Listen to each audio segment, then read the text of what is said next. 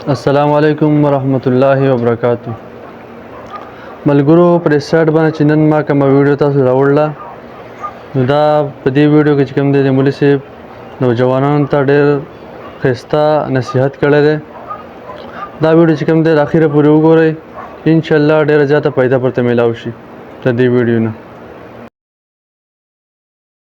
چرته یو ګنده تصویر او یو ګنده دغه لایک ورنه کوي، چرته یو غلط څیز شیر نه کوي، دا ستا عمل نامه ده، دا ریکارډ دی، دا زما او ستا عمل دی. دا به راته په کتاب کې مخامخ راځي، بیا چې ته لړزېږي او بیا چې ورته جاړي او بیا چې ورته فریاد کوو چې یا الله داسې دي او یا الله داسې. خاص کر نوجوانانو ملګرو ته وایم چې دا سوشل میډیا استعمالول ډېر په احتیاط. چرته یو ګنده تصویر او یو ګنده دغه لایک ورنه کوي، چرته یو غلط څیز شیر نه کې، دا ستا عمل نامه ده. او چې یو ځل یې شیر کو ستا نه بعد یې څوک ګوري ټوله په ستا ریکارډ ته روانه ده، ګناه په تا پسې روانه ده.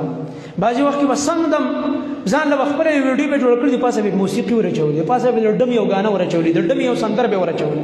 دا ریکارډ دی، دا زما او ستا عمل دی.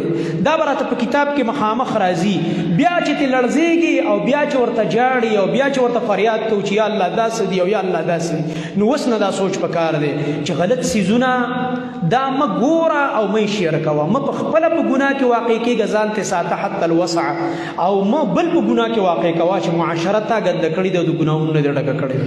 د دې نه زما محترم